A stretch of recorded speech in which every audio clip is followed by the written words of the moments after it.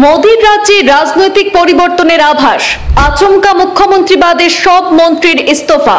মোদী শাহের রাজ্যে হঠাৎ সব মন্ত্রীর একযোগে ইস্তফা প্রদান।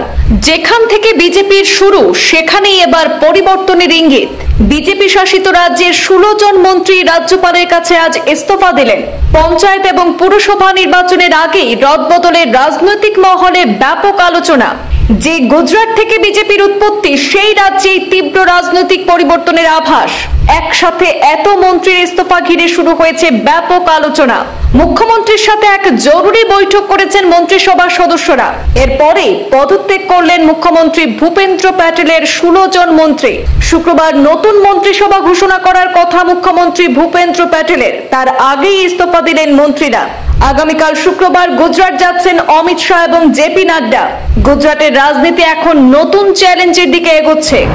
সামনে পঞ্চায়েত এবং পুরসভা নির্বাচন। গুজরাটে 3 বছরের পুরনো মন্ত্রিসভা রদবদলের সিদ্ধান্ত নিয়েছে বিজেপি। আগামীকাল শুক্রবার নতুন মন্ত্রিসভা ঘোষণা করার কথা মুখ্যমন্ত্রী ভূপেন্দ্র প্যাটেলের, আর তার আগেই ইস্তফা দিলেন মন্ত্রীরা। আজ বৃহস্পতিবারে মুখ্যমন্ত্রী বাসভবনে একটি বৈঠক হয়। সেই বৈঠকে দলের কেন্দ্রীয় নেতৃত্বের সিদ্ধান্ত জানানো হয়েছে।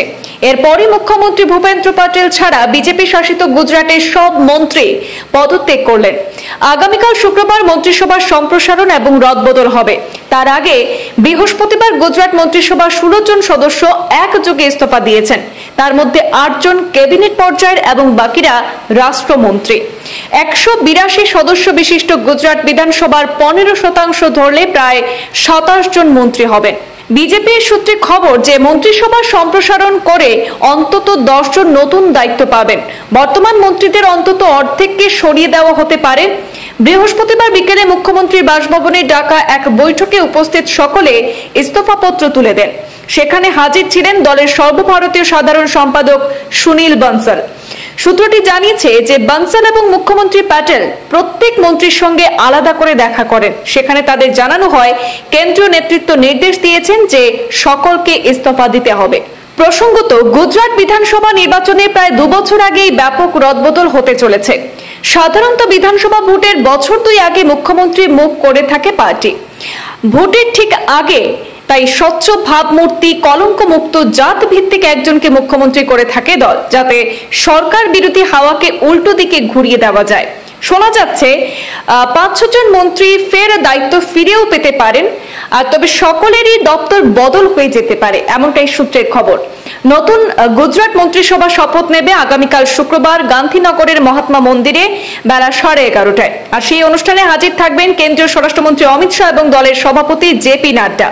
দলের অন্দরের খবর যে রাজ্য সভাপতি জগদীশ বিশ্বকর্মা সব মন্ত্রীকে ইস্তফা দেওয়ার কেন্দ্রীয় সিদ্ধান্তের কথা জানিয়ে দেন।